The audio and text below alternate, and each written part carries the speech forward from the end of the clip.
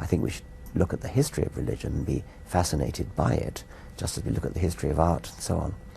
But I don't think that religion has anything useful to teach us. Deconverted Man here, and today I'm going to be talking about fortune telling utilizing the show Avatar: The Last Airbender and its sequel, The Legend of Korra.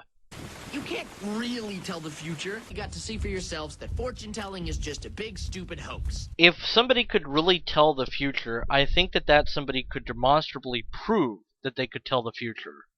Telling somebody vague information that may come true is not telling the future. In this scene, this man is attacked by a platypus bear. He isn't worried because Aunt Wu, the fortune teller, told him that he would have a safe journey. But clearly, he's being attacked. That's not safe. But the fortune teller was wrong. You didn't have a safe journey. You were almost killed. Exactly. In the real world, this happens all the time. People who believe in the psychic's ability will make excuses for when the prediction went wrong, rather than acknowledge that the power itself is not really a power. Awful nice knowing your future. Wow, it must be. It's very dangerous to allow your emotions to interfere with your judgment. Katara wants to know the future. It would be really nice to know it. It would give her a feeling of calmness, just like the man that was being attacked had this sense of calmness about him. And that is a secondary effect to thinking that you know that things are going to turn out okay. But there's a real danger in believing that something's going to turn out for the better. If the man had been killed, the fortune teller would have been wrong. But there would have been no one to tell her that she had been wrong because he would have been dead. Aunt Wu is expecting you. In the real world, this is known as hot reading.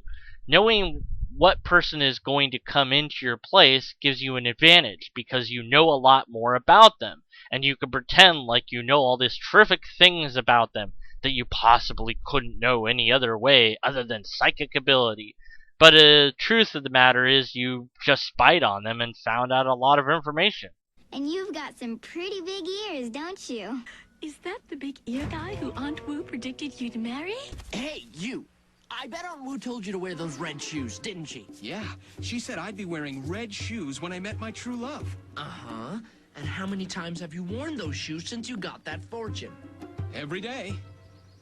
Then of course it's gonna come true! Self-fulfilling prophecy 101. Psychology plays a huge part in why psychics are able to operate in the real world as well as in this fictional world. People want to believe what they're told about their future or destiny. In the first case, we see a character who believes that her love is going to have big ears. But Aang doesn't have big ears, at least not from my subjective perspective. But it's all about her subjective perspective. If she believes that the person she falls in love with or even likes a little bit has big ears, then for her, they have big ears. And for the second case, the guy was told that he's going to find his true love when he's wearing red shoes. So if he wears red shoes every day, eventually, when he finds somebody to love, he's going to be wearing red shoes. In the real world, when a psychic tells you X is going to happen, you might strive to try to make X happen. Self-fulfilled prophecy is all that is. If we understand psychology, we don't need that psychic to tell us that X is going to happen.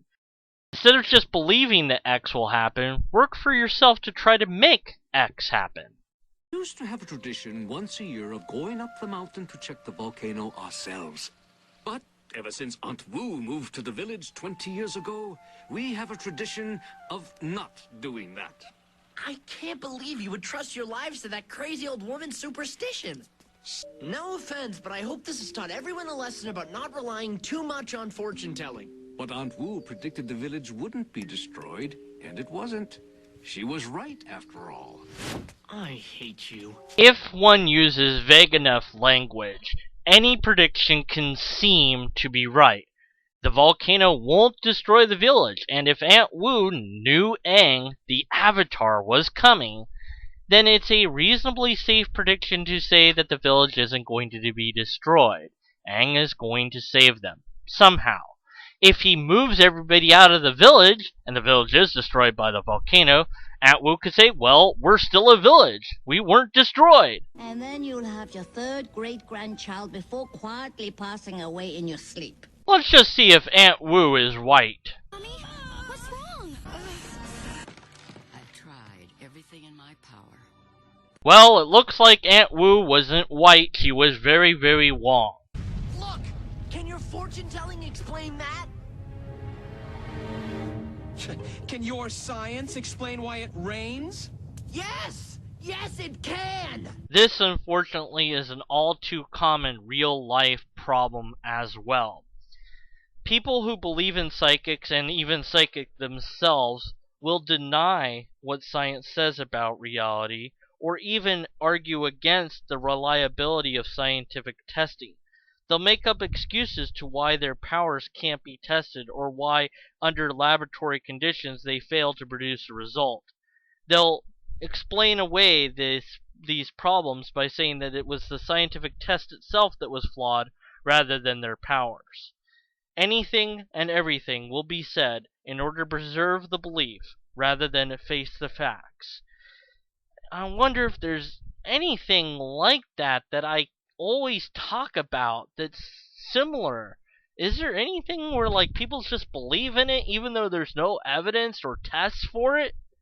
I don't know. I can't think of anything offhand. Maybe you can. Should we believe somebody when they tell us that they can see the future? No. We should demand that they produce empirically verifiable evidence of this idea and be willing to undergo repeated testing. If they will not, then I submit they cannot do what they claim. Unless or until they're willing to produce empirical evidence or repeatable tests that what they're claiming to be true is true, then we must continue to be skeptical of their claims.